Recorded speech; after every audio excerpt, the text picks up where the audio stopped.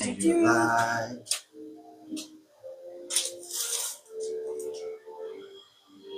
Invite.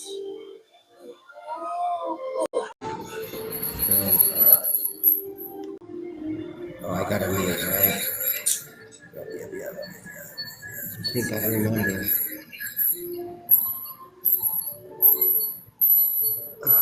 Help me, Whitney.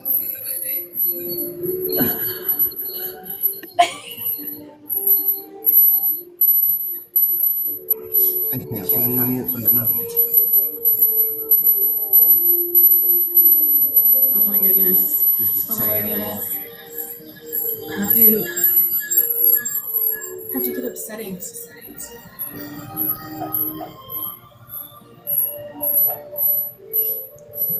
I'm on settings and I just don't see it. Oh, hey, I muted you from my end. Oh, that works. Look at that. Oh my gosh. Where's your mute button? He's got like a little microphone up here. Oh, shit. Alright, now I know, you guys. Okay. Alright. Technology in me, I swear. Sometimes I'm pretty savvy. Most other times I'm like,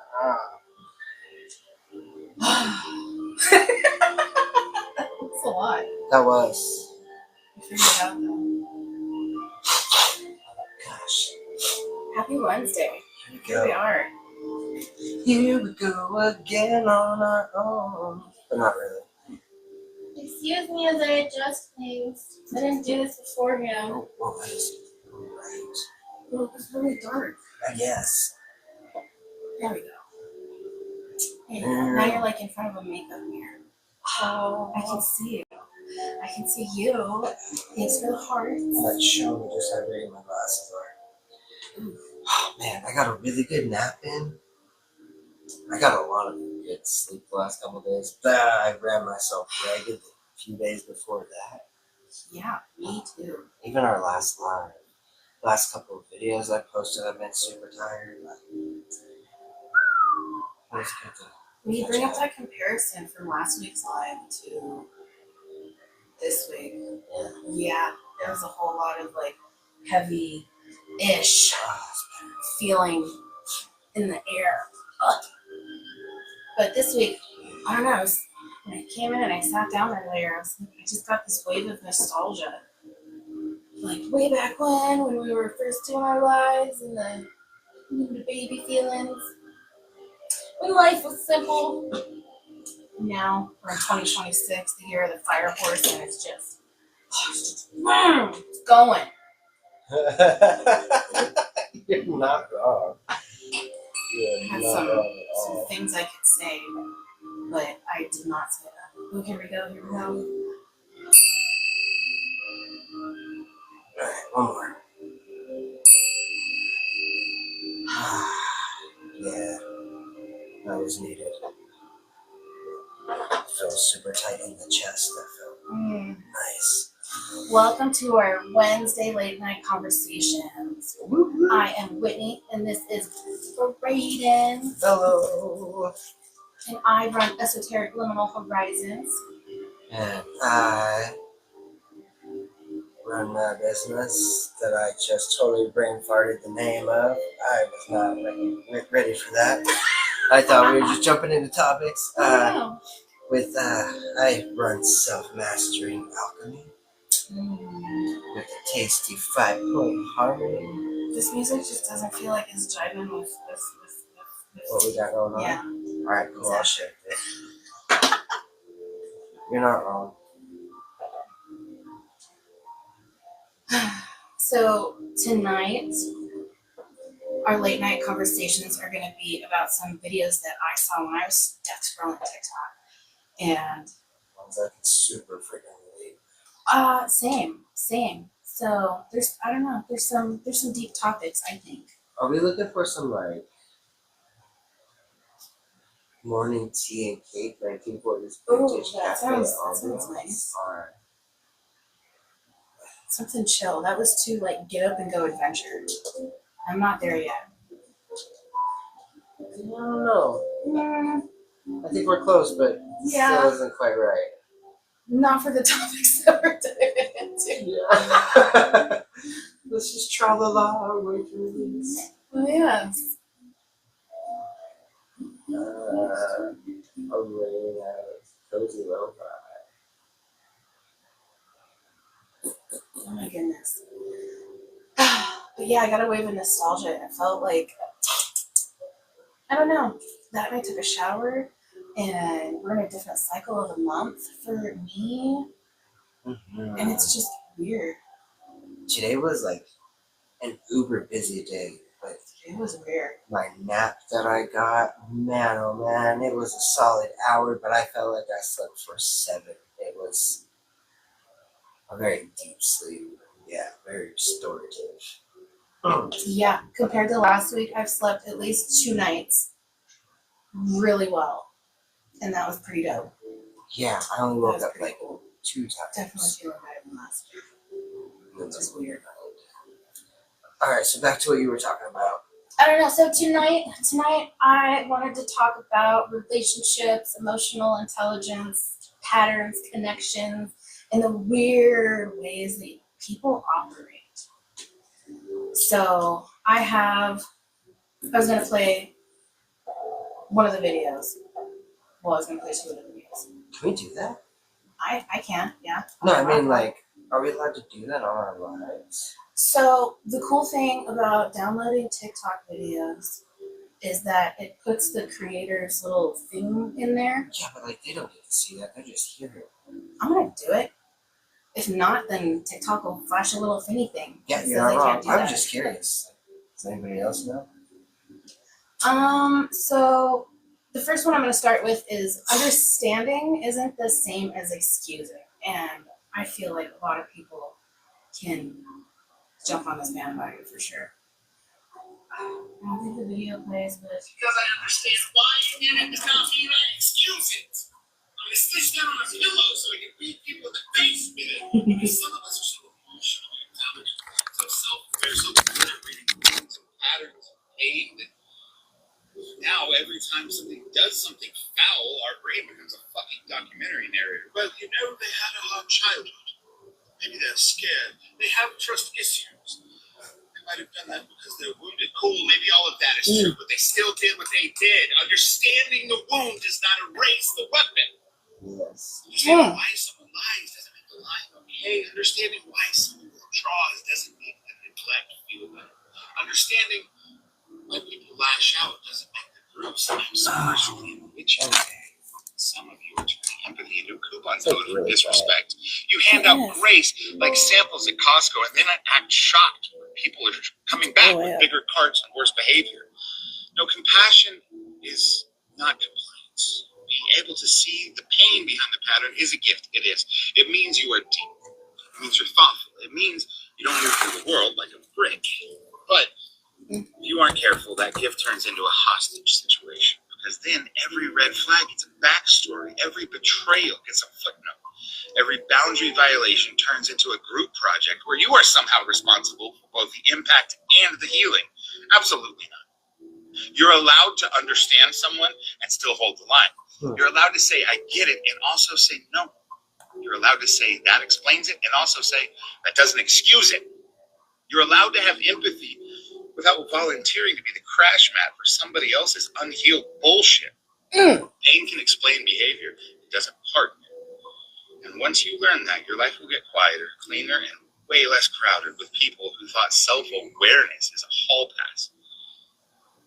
Built from Damage. Built from Damage is the name of the creator who made this video. I want to say his name is Brian, but I don't think that's it because he just reminds me of a guy I know named Brian who looks like that. But I know a lot of us can relate to that. I know I can, and I know I've been going through it, and I don't know. You can put that back on. I felt like... Thank you. I appreciate you letting me do that. We got the long arms. So it reminded me of, I don't know, it took me back to when I was first delving into self-love and emotional intelligence, and then I found out what boundaries are, and that was like a huge eye-opener.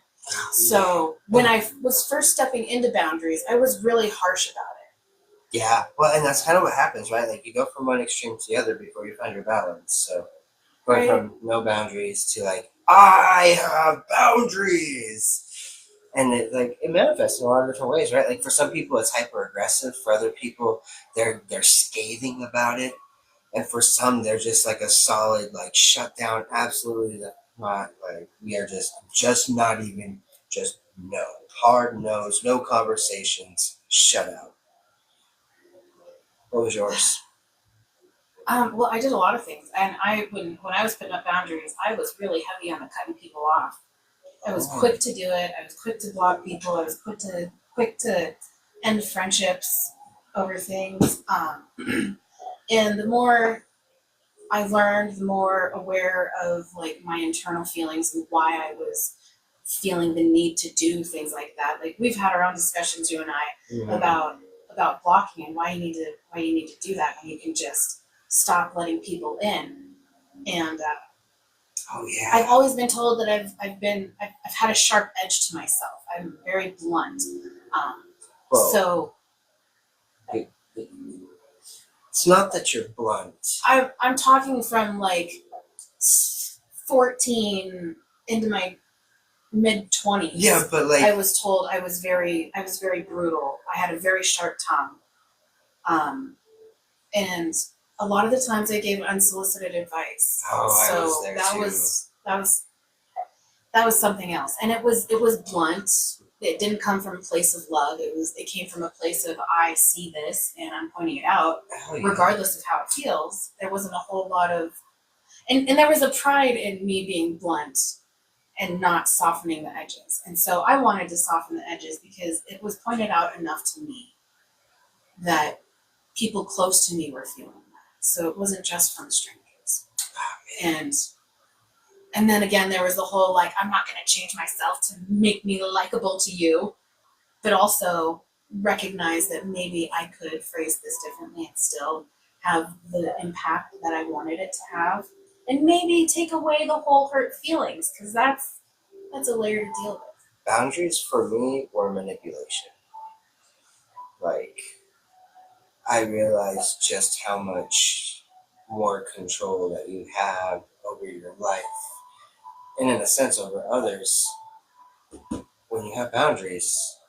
And like that's a healthy thing to recognize. But also recognize where I made boundaries really convenient to be able to fit my needs, my wants, my desires on how I wanted my relationships, friendships to go. I very quickly lost the friends that I had because of it, because it's not a good feeling, and it's not, doesn't feel good to be twisted It's into doing the like a things. double-edged sword. So you have a level of control, but when you put up the boundaries, then people don't have that level of access to you that they're used to having, and they feel that you retreated that you put a cap on that, or something around But it. They recognize that it's not there anymore. And the frustrating thing is coming to that understanding and having that level of emotional intelligence to understand why they're reacting like that. And also, why they even wanted that from you. And also asking yourself, what is your reason behind your boundary? Why are you setting the boundary? And is there an expectation that you are setting with that boundary? And is that expectation of self or is it of others? Because there are a lot of times where you expect others to show up for you a certain way without taking into consideration the type of person and lifestyle that they come from. Mm-hmm. And then realizing that if you try to put a standard on any and everybody in your life for a boundary, you're going to always have mixed and not very promising results, because it's not a self boundary, or rather, the intention isn't geared towards how I'm showing up for myself, what I'm choosing for me. Oh my gosh. So don't externalize. Like going into the whole topic of, I feel like a lot of the confrontation, especially lately in my stage of life, I don't know, even looking back on other confrontations that I've had with people, it always seems to stem around the same thing. From the outside looking in, you can be aware of patterns in other people's relationships, when you can tell that that friend is dating that guy and he's just not showing up the way he should be and he's manipulating her and all these other things, and you can tell, but she's still in it for some freaking reason, and why don't you just break up with that guy? Like that kind of thing. But different scenarios, and it always seems that people are frustrated with me because it makes sense that I should live my life and do certain things. According Good night, to Thor. Thanks for all the likes. Thanks for showing up. I love you, Thor. according to their view and scopes on life. Yes. Or even the way that they live their life. Some people like to go for the 401k and that retirement plan and the life insurance, and they want that white picket fence. I've said it before. And other people want to live a more free life. They want to, I don't know, there's all sorts of different ways that people live their life. They don't want a house, or they don't care about the 401k. They're more focused on the quality of life that they're living, making sure that they're making memories. Different things, different goals. What have you? Yeah. And it seems to be the theme of my life lately, that people and connections are changing because, you know what, that happened in high school too. That happened in high school when I left and I got married and I had kids. I wanted to do things this way, and my other friends wanted to do things this way. And so, I don't know, to put it into a different kind of perspective, I'm the kind of person that when I go to a rock concert, I buy general admission tickets, and then you climb your way to the floor. And then I have friends that like to buy the floor tickets and spend the extra money and just do it that way. That's just a simple way to do it. I'm that person. I'm so that person. I grew up in a different manner, and that's part of the thrill of going to a rock concert. Oh my gosh, that is so cool. I've always done that. Yeah, no, I mean. And so we'll get into arguments about the way that we raise our kids, about the way we're living our life, the way that we're spending our free time. Well, actually, I think there's only been 2 concerts in my life that actually had like floor tickets and seating arrangements. All the rest of the ones were small enough venues that like you were looking for chairs because you were ready to sit down, Yeah, I've only ever been to one concert, and it was a country concert that a friend had an extra ticket to, and I went. And I was appalled that you had to sit down there were for it. Seats yes, on the floor. Yeah. Like, yes. What? Yes. Mine was the famous lady that won American Idol. Kelly Clarkson? Thank you. Yeah. Jory wanted to go to Kelly Clarkson. She got the tickets, or we got the tickets, and I was also appalled. That was my first concert. And then to like be asked chairs on the floor. And then to be asked to stand at certain parts. Yeah. But otherwise you're not allowed to stand. Yeah, you're not supposed to stand. How am I supposed to celebrate this awesome singer? How are we gonna dance? Yeah. Mm-hmm. Where's the excitement? I can't imagine being a performer and just having people sit in their seats. Clap for you. Yeah. Yeah. Yeah, I feel that. So that's orchestra stuff, It was important. It's something I don't want to let go of. There will be a point in my life where I can't climb to the floor anymore, and that will be the point in my life where I'm comfortable paying for those floor tickets. Yeah, no mosh pits. Like, yeah. Oh, bro. Man, that was a key thing. That was also what Nickelback would have been when I almost had the chance to go. My mom was like, I saw Nickelback in concert. He was in one of the first concerts I went to. It was the one that you went Papa to. Roach. Yeah, the one that you went to. 3 Days Grace. That was what I was supposed to go to. My uncle was like, sneak out, and I couldn't bring myself to do it. I bitched out. But man, my mom was such a fucking she was such a fun Nazi. Yeah, to have that level of understanding that why people are reacting the way they are. So if we're staying on theme of the discussion tonight, besides having fun concerts, but understanding that the friends that weren't comfortable climbing over and getting down onto the floor, they were also not the kind of people to want to sneak out at night. And I was. I've always been a rule pusher, for sure. I am pushing the edge, seeing why is that an edge? Let me figure that out. Mine was like learning how to use my parents' words to my advantage. Like, cool, so you said it this way.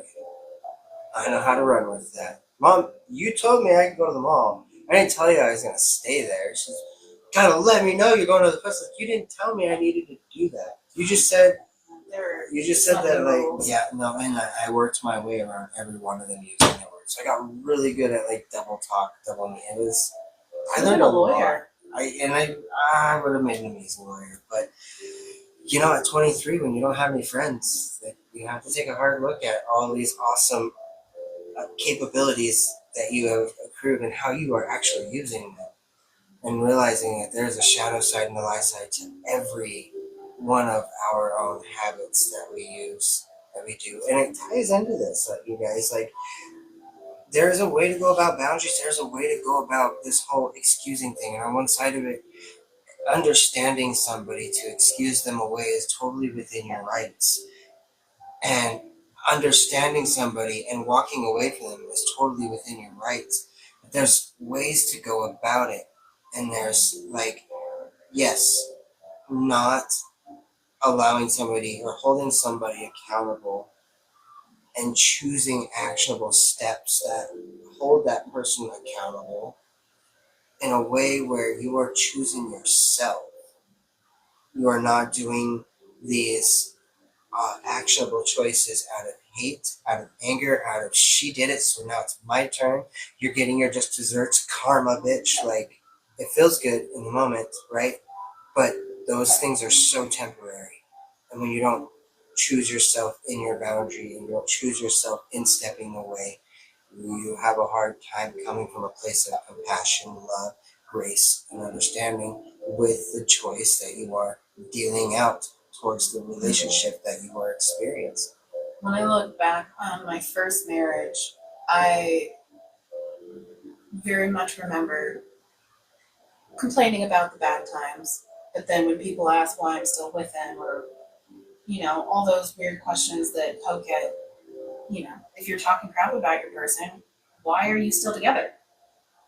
Well, you know, That's a big one. Because I understand that the way that he grew up is not the same as I grew up, but it's also the frustrating part.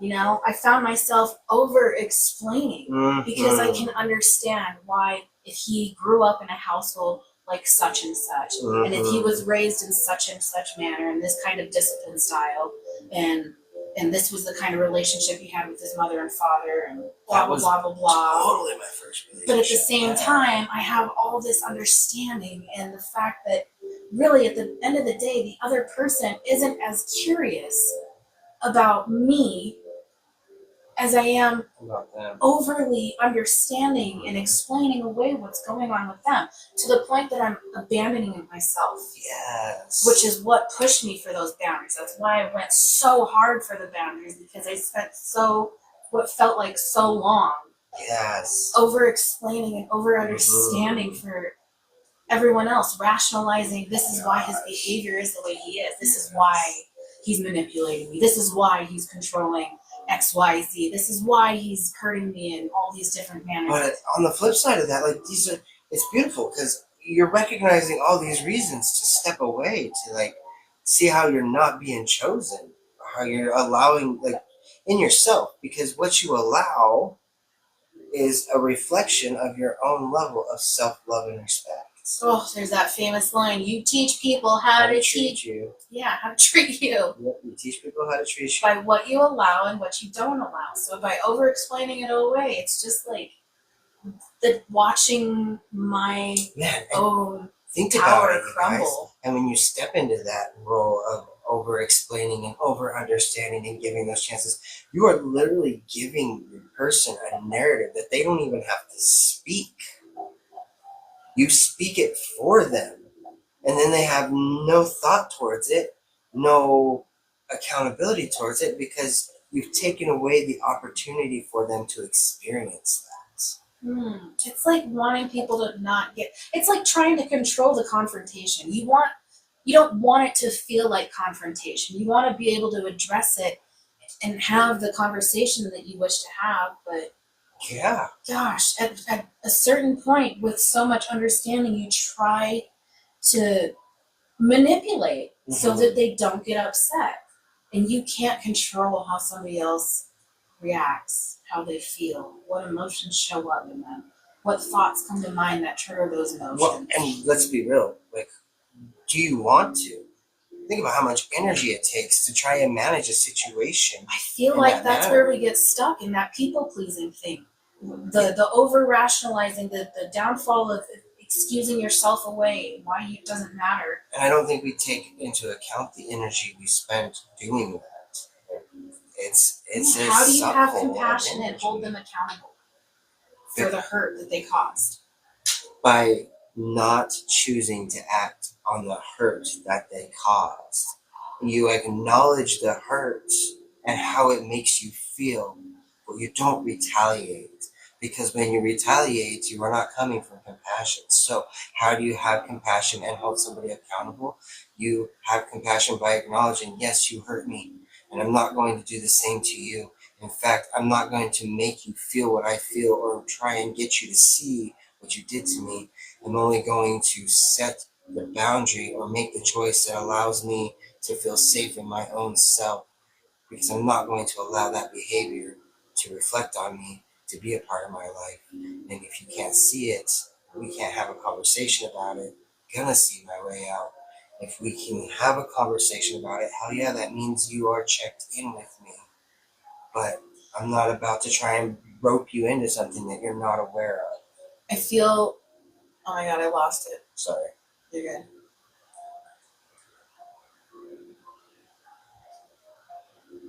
I feel like in situations where you find that you, I don't know, like my situation with my first marriage, I was not going to get that level of understanding, that level of compassion given back to me. They were just, Yeah, same. he couldn't hold that level. He wasn't capable. He didn't have the emotional intelligence. Yeah. He didn't have the same understanding of, I don't know, all the things that I did. See, and that's where you can, or the want to. There was no curiosity. It was there were different views on what the relationship was supposed to be. But I feel like we want that closure. We want to be understood. We want to feel heard and understood. And I feel like letting that go is part of what you were talking about. Yes, very going much. into it, not expecting them to be curious or to care or to have the level of understanding or to get the kind of closure that you're hoping to. Well, and then to recognize that, like, that confrontation. These people are their own people, right? So the way that they are thinking and seeing things are, you may have a very skewed understanding of how they perceive the world. If you ever take the chance to ask somebody to repeat back to you a word or a sentence that was said to them, whether it's out of anger or out of frustration or what have you, and you hear the words that they use back, more often than not, you are blown away that that's how they received it, because that's not how you meant it. In fact, those were not the words you even used. So why are they using words that weren't even yours? And then all of a sudden, like, you're putting words into my mouth because that's not what I said, right? So then it's this whole like miscommunication, all because in the translation of the communication that is happening, there was offense taken and there was like a point not seen. So that's what Whitney's getting at. It's like when we get to a point of letting go of our point being seen, our hurt being felt or understood, because it's enough that we understand it ourselves. And then the next steps for that is choosing ourselves. And in choosing ourselves, others see it and they will respond, or they don't see it because they're not aware, because they can't grasp. And then you know where they stand.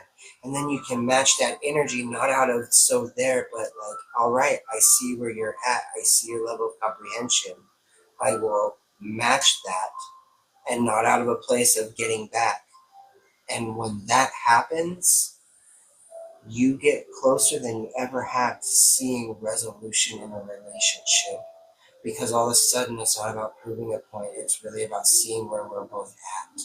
And with that comes more understanding of what that person's going through, how it reflects.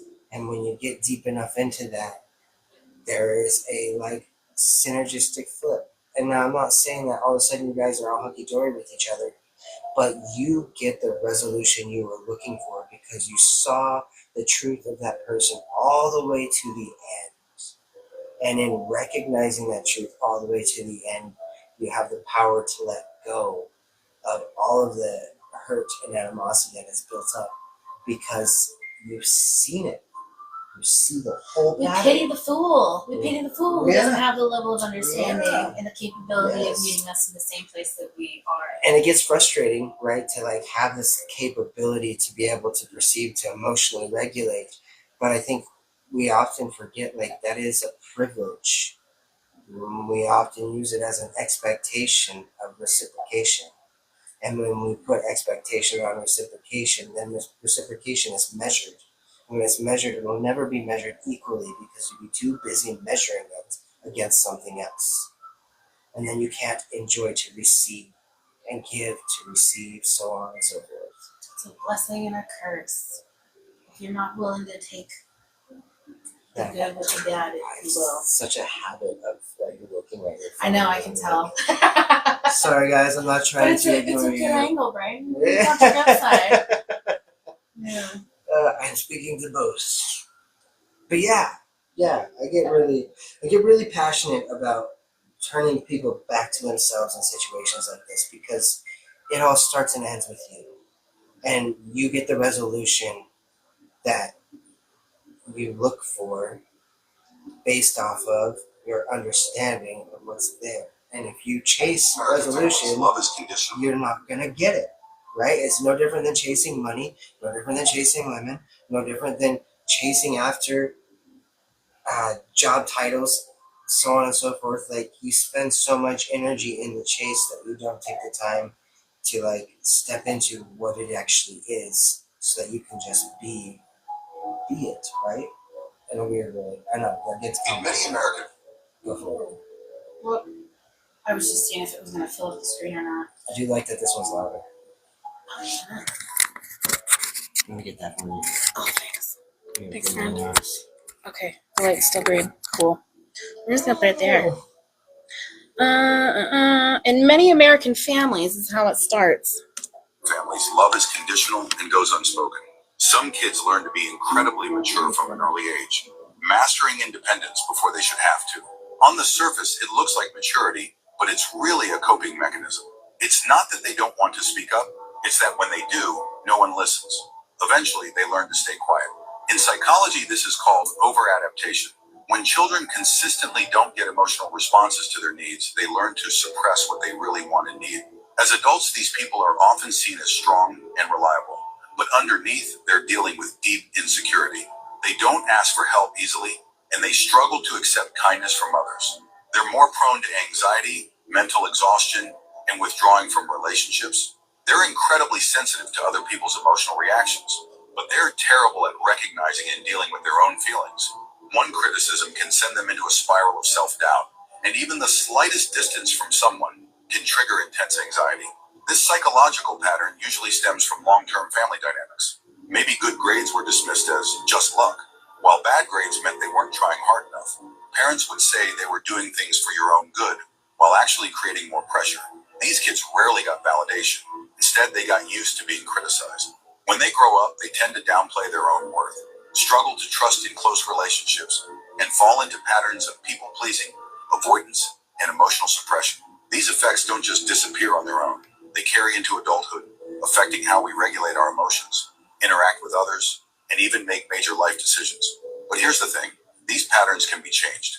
Your family environment shaped who you became initially, but it doesn't have to determine your entire life. When you start recognizing your emotions and understanding your real needs, you can break free from those old patterns of suppression and people pleasing. You don't need to sacrifice yourself to get approval, And you don't have to deny who you are just to make others happy. Setting boundaries and prioritizing self-care are crucial steps in rebuilding that inner sense of security. Real growth means moving from blind adaptation to making conscious choices. It's about living with more clarity and authenticity, being true to who you really are. In many American families, Already did it. Thank you. So we touched on some of that already. Let's touch on a lot of that. relatively mature from an early age, mastering independence. You know, and I think we all experience an aspect or three of these different things. I want to posit to you, how did you experience of growing up? I definitely felt some of those conditions. One of the big things that was used against me was trust. Oh my gosh. Trust needed to be earned. And when you lost my trust, gosh knows when you're going to get it back. Yeah, it was an indefinite. You'll have to earn it back, and you'll have to show me. But then when there were opportunities to rub it in my face that I lost that trust, it was taken. This is why I can't trust you. Oh, I wish you could were go on so this thing, close but if to I actually trusted building you, that yeah, trust you with could me. go on this thing. Yep. Or, you know, And there was, I'd really like to take you to Dairy Queen, but we don't take people who make bad decisions to Dairy oh Queen. my gosh, like I guess mine wasn't quite Missed that extreme. opportunities. Thank freaking goodness. But mine was always like, after 3 months of trying to show up awesome to find out if I won that trust back, I finally get sick of figuring it out, and then an opportunity to that all off would show up, and so I would do it. And then my parents would be, "You were so close to earning your trust back." Well, more my mom than my dad. My dad wasn't like that. My dad was the major trust person. My dad would just look at me and goes, "Why do you do this? Like, you realize that I have to deal with your mom when you do shit like this." And Braydhan, honestly, I don't care that you do it. It's really not a big deal compared to the stuff that I did as a kid. Like, it is just pebbles in the sea. But now I gotta ask your mom. So now we gotta have a talk. And since we gotta have a talk, I'm gonna ask you. The fuck were you thinking? Yeah, man. And he had a way of really just not making you feel bad, but he made me think. He really made me think. And I appreciate that. But on the flip side, my mom, bro. Yeah, and she would wait. And it was always when I messed up. So it was almost like it was we're just gonna hold on to the trust, and even when you ask, say, "I don't know, Braydhan, we'll see how things go, but you know, you've been doing pretty good, so there's that." So like she would string it along, and then when I'd mess up, she'd be like, "Oh, there it was. See, nope, nope, can't get it back. Now we got to start over." And now I really don't know how long it's gonna take. And it's not really a length time; it's an action thing. So then it was an determinate amount of time. Now it was Or pointing out all merit-based. the good time, all the times that you were good. And I really like it when you behave like this, but when you do this, I don't really like that. Which turned into a weird, like, I'm always trying to earn acceptance. I'm always, and not only that, but I had the cherry on top when I was the oldest. So you're setting an example. So you're teaching your sisters to act like this, and then it's okay to behave like this when you're experimenting, or when you mess up. You're setting precedents for the rest of your sisters to mess up. Oh man, see, I didn't have that kind of pressure either.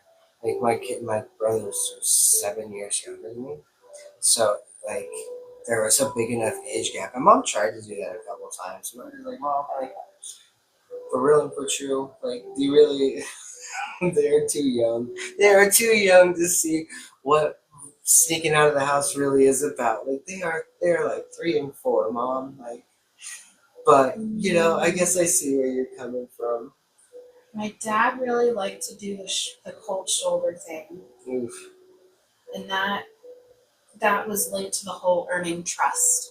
And see, and So all that of was that, a weird thing that I can follow back into, like into the other relationships that I've had, where there was a fear of living up to that. So when I did something wrong inside of relationships, there was going to be that cold shoulder, and I deserved it, see, and I was expecting it. And my dad liked to take it for like weeks well, at a time, and it makes months. you wonder: did that stem from something that he learned or had given to him from his parents, or was it a habit that he picked up, a coping mechanism, if you will, through like school, so on and so forth, because it gave him a sense of control, which he may not have.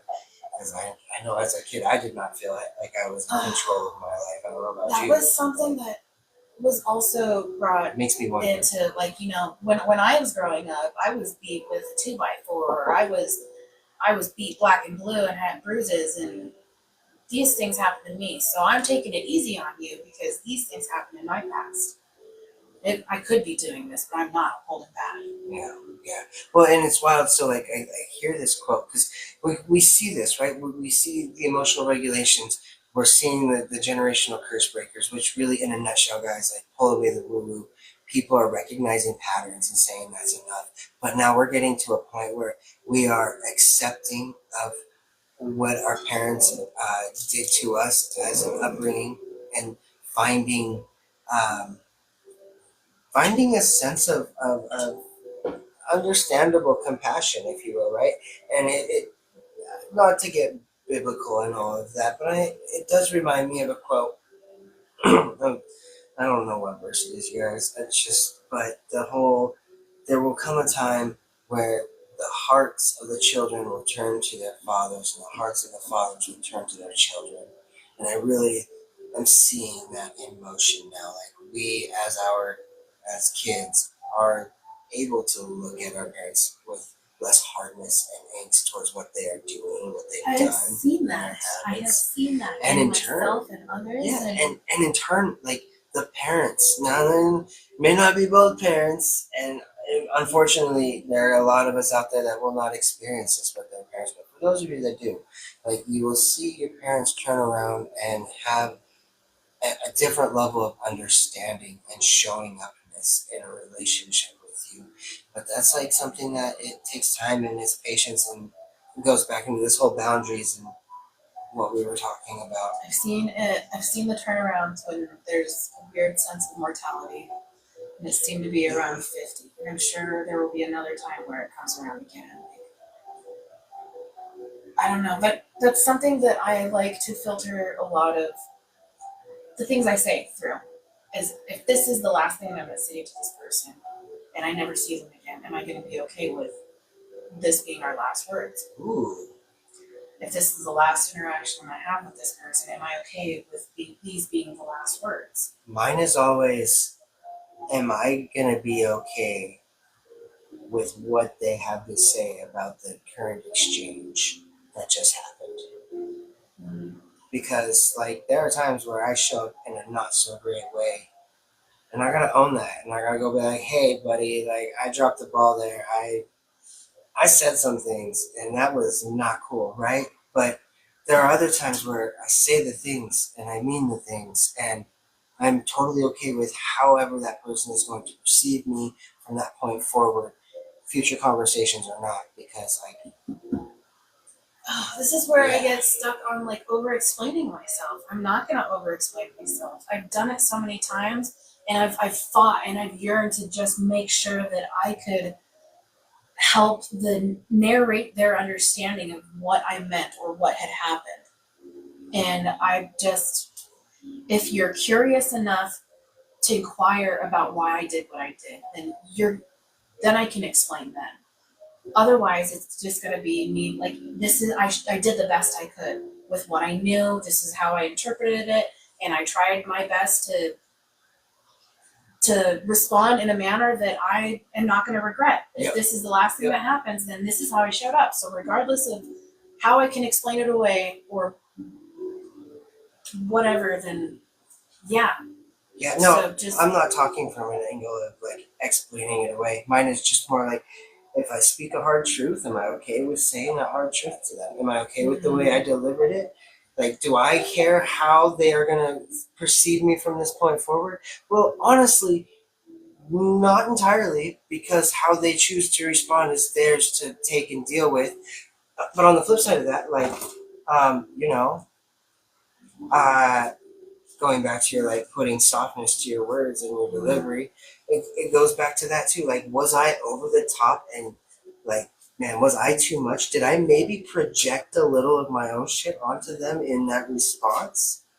And if I feel like I have, then yeah, I want to go back and correct that. I feel like for I've done myself. that so much. Yeah. I've spent so much time doing that there's a little bit of an automatic response before, especially when I'm charged, and I know I'm charged, I'll go through that system twice.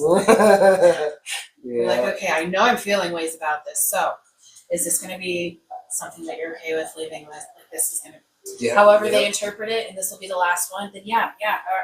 Is it worth it? Yeah. Here we go. Yeah. But the last one bit, like I like that. That's not something But that I add it's hard into when it. you grow up with that, or when you've gone through so much of that to remember or to recognize or to even have the inkling of an idea that maybe there's something different out there, a different style, a different parenting style, a different Anything. parental figure that could fill that void in your life, Man, or even a relationship. I say What? relationships, man. Relationships. What does healthy love actually even look like? No, if after you've done so much over-explaining and so much emotional intelligence and understanding that these people are reacting this way, so what? Everybody's going to have their own traumas that they're going to be responding from. So who's going to inquire enough about me? Man, I'll do you one better. Are and you be as understanding as I am? Are you willing to step out of your own pattern? Like your own dating pattern? Can you maybe just choose in a different fashion than you ever have before? Because like that's really where it starts, you guys, right? Like we get so sick of picking the same types of people, and we like, I've got boundaries, I got standards, and if somebody comes a certain way, I'm gonna tell them, right on, awesome, you're getting practice in. But if you keep choosing in the same fashion as previous relationships, then you are only choosing another person to help you grow the lesson that you are so adamant that you have learned. So choose differently. Maybe go for somebody that doesn't spark your interest right away. Maybe find somebody that talks way more than you want to deal with. You know, like get out of your comfort zone and choose something different and see what it is. And then without expectation, right? And really, honestly and truly, guys, you end up with your best friend. So quit dating for marriage and start dating for fun. Start dating to build friendships, to build connections, to build communities. Because within the communities that you build, you will find your person. And not only will you find your person, but you'll find a person through the things that you are passionate about. So then you don't have to fight to have your passions while your partner has their passions, because they will crisscross and coincide because you're in the same community. You want to be seen. You want to be understood. And especially when you're coming from an upbringing like that, I feel like reassurance is Gross. craved. It's disgusting. It's craved. Yeah. We all want to be reassured, and there's different ways that we can be reassured.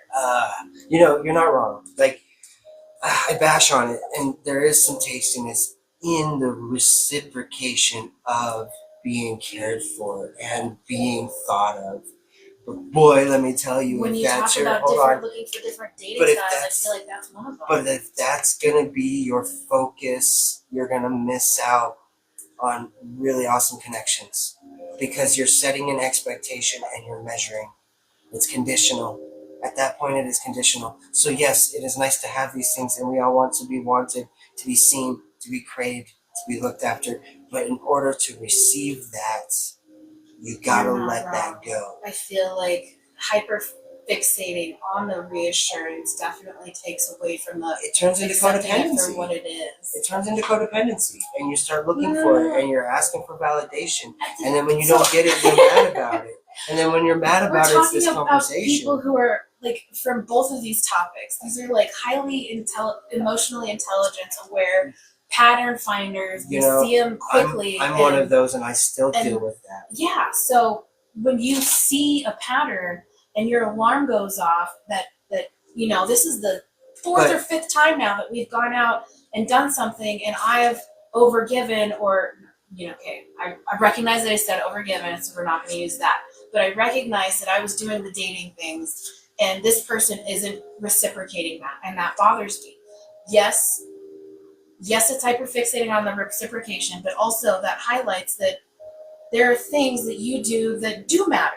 Yeah. in reciprocation. So yes, you are looking for somebody who does do some of those reciprocating things in the manner of And the when first you couple of dates. and when you recognize there's no reciprocation, yeah, 100%. I I'm think not saying it's you're important to but- keep it, but also yes, analyze maybe why you're doing it.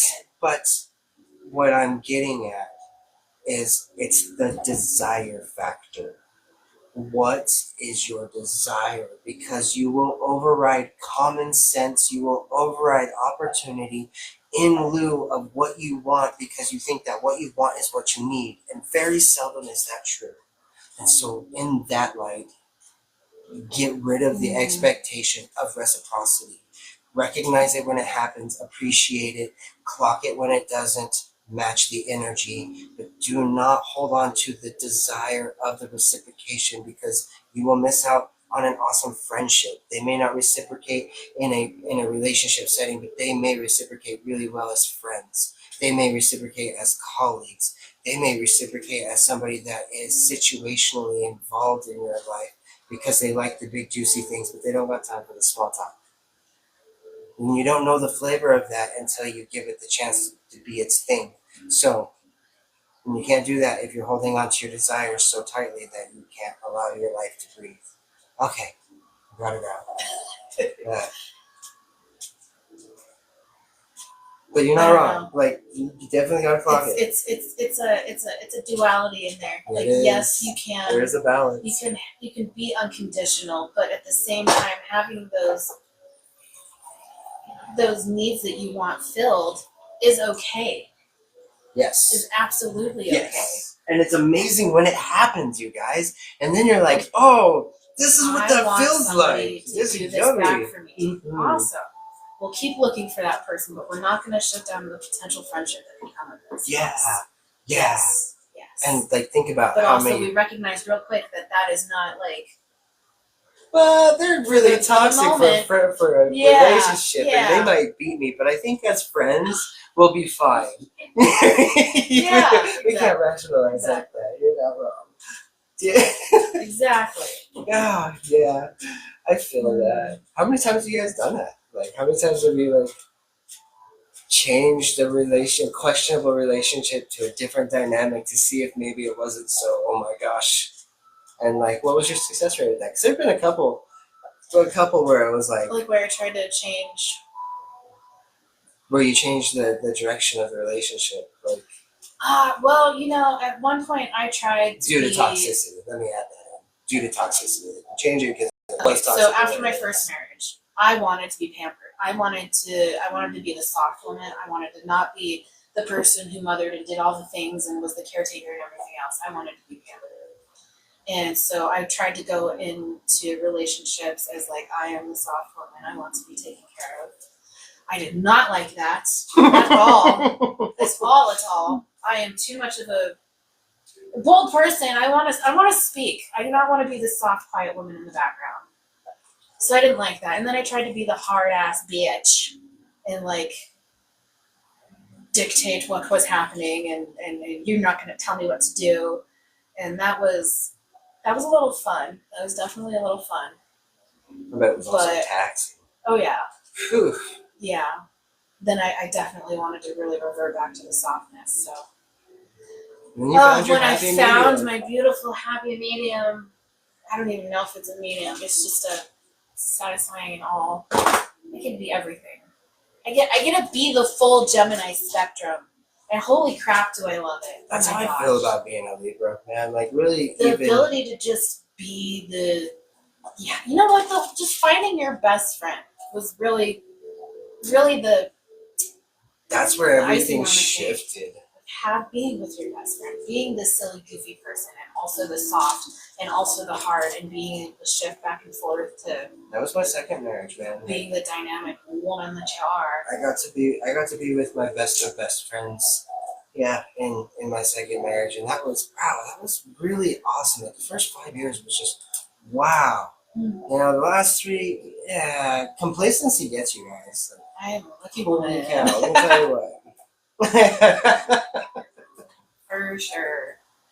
I get the manly man who can hold my fire and also the gentleness to let me be the soft woman and hold me and take care of me and pamper me. But also, I'm a strong, independent woman, and I don't need no man. I feel that. I kind of went through something similar where, like, I was tired of just being the one that had to show up in a relationship or feeling like I had to be the one to show up in a relationship. And in a lot of aspects, it really did, right? So when I stepped out of that dynamic, I really was just like, man, I want somebody that's all about me, that, like, that just thinks about me, and it turned me. Is curious enough about me. Well, it turned me into this. What? That was a big contrast from my first marriage. It turned me into this version of myself that didn't try very hard, though, right? It's still green. It's red. It's beeping. I think it just died. I got so fast that I knew. Spidey says, "Should check. Do you have the Spidey? Did you maybe get bit? No, not this time. I guess that one's more reflexive, but that was still a Spidey sense thing." No, it's just because I'm a woman. But yeah, so it made it so like I wasn't as active in trying to engage because I was just waiting for somebody to engage with me. And I wanted that so bad that I couldn't even start conversations with people because I wanted them to be interested in me, right? So I had to like shift hard on that. And then I became somebody that was like aggressively finding the deep conversations with people. And so I realized that was really taxing and overwhelming, and people didn't want that, you know? I mean, it does. It puts people off when you get that deep real quick. Not everybody can hold that level of depth, and not everybody has the energy to. That was a weird point. And when I was looking for friends, it's like, gosh, I wanted to get real deep real quick. I wanted to get into the goods of it. I didn't want that. How's the weather? What's your favorite color? Talk. How was your day? Yeah. Anything exciting happened? But I learned people need to be eased into when you get into those deep conversations for sure. Yeah. And it's okay. It's okay. Everybody's different. And even those people who couldn't handle that at first, they are capable of reaching that level, just not as quick. Or just not in the same manner. Maybe there's a different place and time that they feel comfortable having those conversations. Or it's a topic, maybe they don't, maybe you're not jiving on the same topics for the deep conversation. But I did lose out on some opportunities from judging too quickly because people couldn't handle it. Mm-hmm. Same. Yeah. So that whole, you reach adulthood in your 30s, I definitely feel, because being 34 now, my 30s have been my favorite. Agreed. For sure. But I really struggled in my 20s to scrounging for what relationships and what connections were supposed to be and what they were supposed to feel like and how to set boundaries and how to love myself enough to even have the kind of friendship that I was willing. And honestly, and that's a big one, is how to love yourself. Man, because you have so many superficial ways out there that talk, pamper yourself. Go buy yourself that little luxury item. You give yourself the break. Don't pick on yourself. All of these, but really, man, like that yummy, tasty self-love really does come from like that self-respect angle, self-discipline, the choosing the harder things, getting into hard conversations with yourself and with others. Like all of these things allow you to be able to have a voice. Yeah, and okay. Alright. I don't know. I will suffer through the back. I don't know, Braydhan. We can call it quits and turn the air conditioner back on. Oh, we don't have to call it quits. I'll just turn the air conditioner on for you. I'm miserable.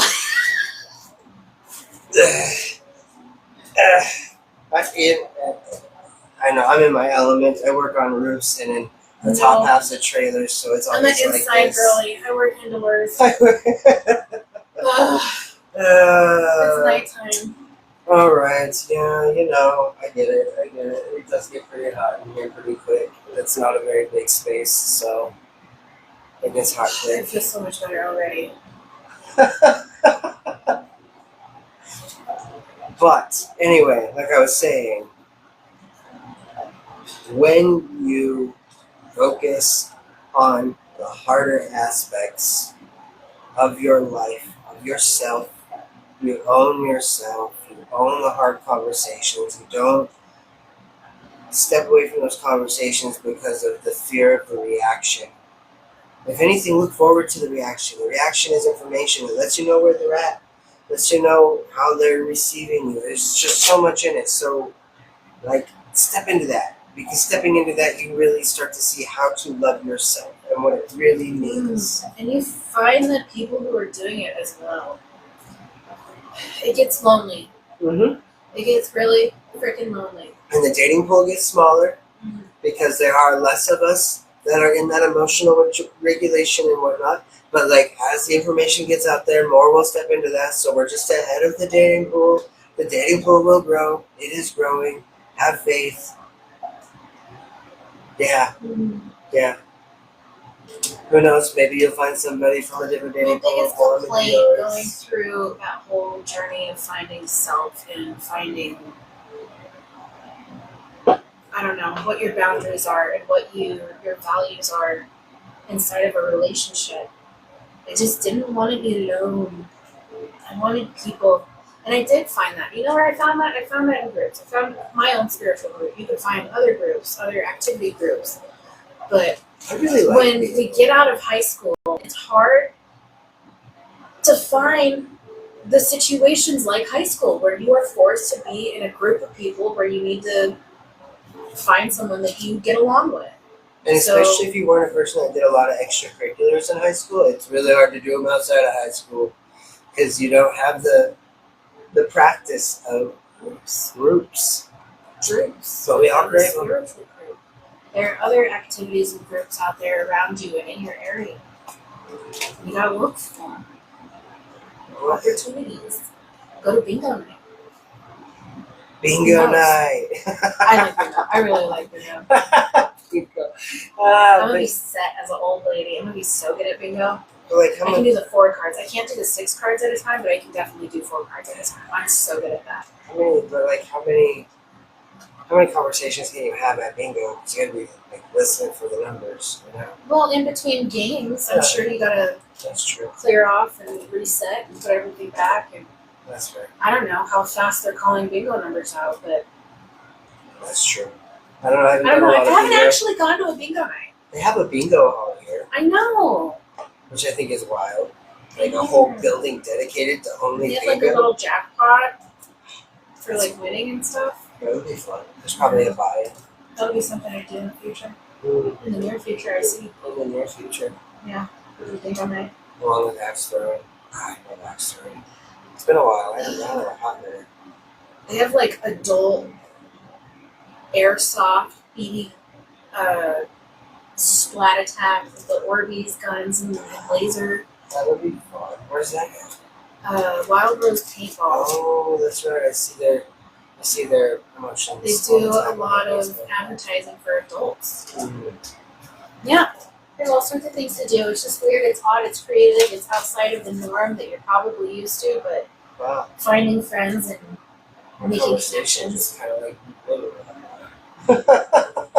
our conversation just kind of went blah, blah, blah, blah, blah, blah. But no, we're just talking about random things, I feel like. Well, we were talking about different aspects of. Oh yeah, we went from groups, and then we were talking about actual groups. I was just like, how do we get to Because paintball? I said it got lonely. Oh, that's There are right. things that you can do for adults. Either way, there's a lot of emotionally intelligent people that become list makers because they learned early on to love, safety, and stability depended on them paying attention. The paying attention people, the emotionally intelligent people that hyperfixate on certain things, and both of them, lists and over understanding other people, and just because you understand doesn't excuse away the pain. and setting boundaries, and then the whole like Man, we hit all of our topics. Yeah. conditional love and anxious adults and So on and so forth. living with the way that we were raised. She's just like telling everybody, call me. Kind of fuck off as you're giving I do all love this. this. I love it. Where'd you find it?